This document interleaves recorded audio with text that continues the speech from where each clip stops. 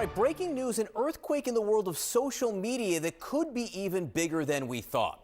Reports that TikTok is planning to shut down its app to users in the United States this Sunday, the day a federal ban is scheduled to take effect. Now, that ban was supposed to just mean that people couldn't update their apps. This goes much further. This means that people won't even be able to get in to TikTok. This new report comes from the tech site The Information. CNN's Claire Duffy is here. This is a huge deal. This is much bigger than we thought it would be and much quicker. Yeah, I imagine there are some creators on TikTok who are really freaking out now if they weren't already. ByteDance really had three options here. The first was to shut down TikTok altogether when this ban went into effect. The next was to sell TikTok to a non-Chinese owner. They've expressed very little interest so far in doing that, although we may be hearing some negotiating happening soon.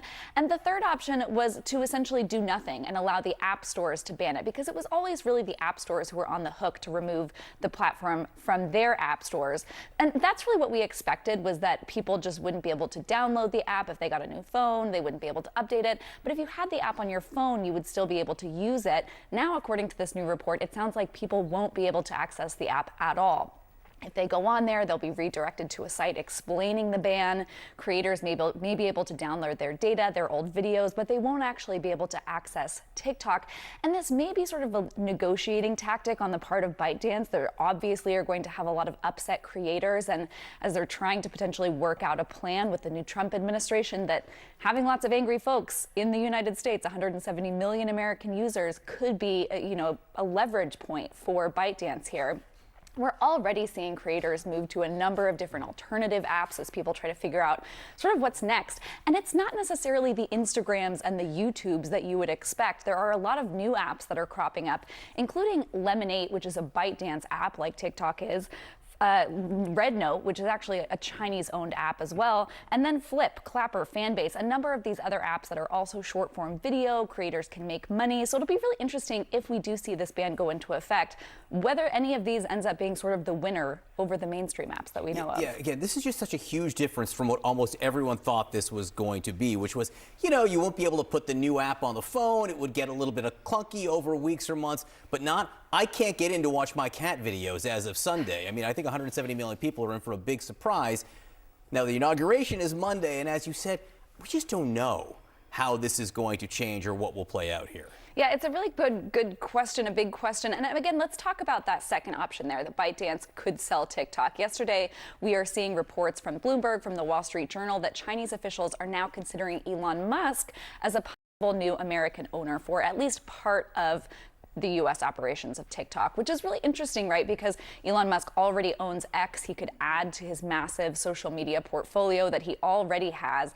TikTok called this report pure fiction, but for a lot of logical reasons, it would make sense why the Chinese would consider Elon Musk, a friendlier American owner than a lot of other folks who have put their hands up to buy this platform. Elon Musk has huge business interests in China. It's the second largest market for Tesla. He does a lot of manufacturing there. And so China may see Elon Musk as the best possible option here if they don't win their Supreme Court case. All right, a lot going on, a lot to watch, and maybe a lot of unhappy people in just a few days. Claire Duffy, thank you very much. With me now is a Democratic senator from the state of Massachusetts, or the Commonwealth, I should have said, Ed Markey. Senator, thank you so much for being with us. If TikTok shuts down in the U.S. on Sunday, what would the impact of that be? The impact would be dramatic. There are 170 million users of TikTok in the United States. 7 million businesses use TikTok in the United States.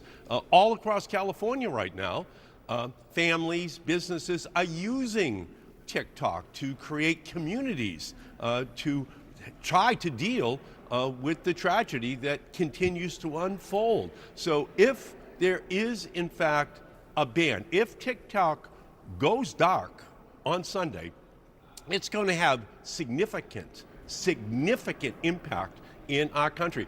I think older people just don't understand the role which TikTok plays in the culture of people in our country under the age of 40. It is deeply embedded into our country, and that's why I'm going to, on the floor of the Senate today, make a unanimous consent request to pass my legislation to give TikTok another 270 days to negotiate a resolution of this issue. But it would just absolutely be a very significant moment in the history of communications in our country to have a site go dark, just be banned in our country with no other resolution that was in fact made possible. I had a chance to ask Republican Congressman Dusty Johnson about your proposal for an extension. This is what he said. Listen. I think it is crazy that we would allow an adversary of the United States to control such a major news outlet. This is not about the content on TikTok. Listen, I get it. People are hungry for their goofy dance videos. There are lots of places they can get that. This is about the fact that we would allow the Chinese Communist Party this kind of access to propaganda channels. We would never have let the Soviet Union buy up the CBS Evening News and the Wall Street Journal. The fact that some are okay with the Chinese Communist Party running TikTok is hard for me to understand. He suggests that you're okay with the Chinese Communist Party running TikTok. The intelligence community produced absolutely no evidence that the Chinese government is compromising this information. It provided no information whatsoever.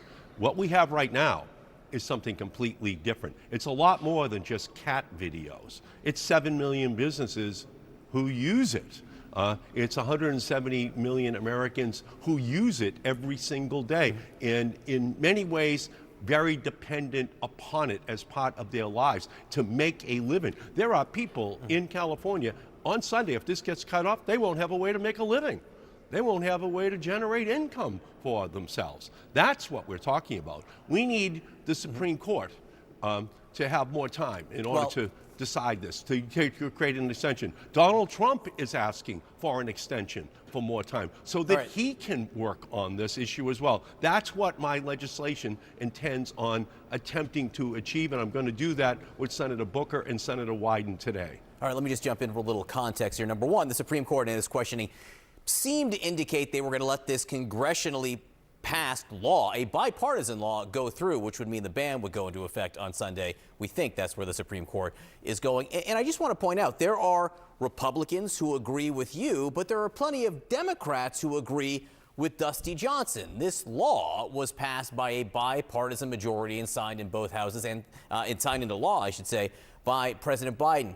You said that President Trump has indicated that he doesn't really want TikTok to go away. Have you had any communication with the incoming Trump administration on this?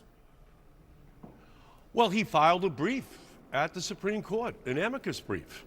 So we know that's there. We also know there's an American company, Project Liberty, that has, in fact, made a proffer to buy TikTok just last week. But there isn't enough time between last Thursday and this coming Sunday in order to finish that deal.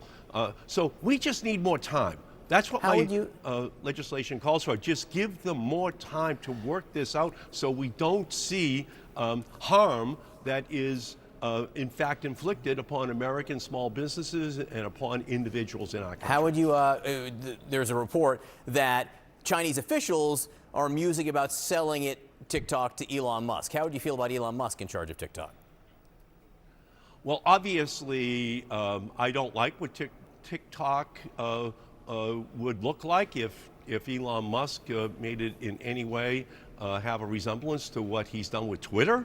But I don't know that. I can't project out what Elon Musk might be doing or whether or not he's even going to win. All I know is that right now there is an offer on the table from Project Liberty, which is a great group led by Frank McCourt. We should give them time in order to negotiate. And then we can avoid the harm which is inflicted upon the small businesses. And again, I'm going to say this, especially those in California. Right now, TikTok is an integral part of the economy. People don't understand that. There's 220,000 jobs in our country that are related to TikTok right now. 7 million businesses use it. Let's let that continue. Let's give them the time right now while the negotiations continue. Senator Ed Markey from the Commonwealth of Massachusetts, thank you so much for your time.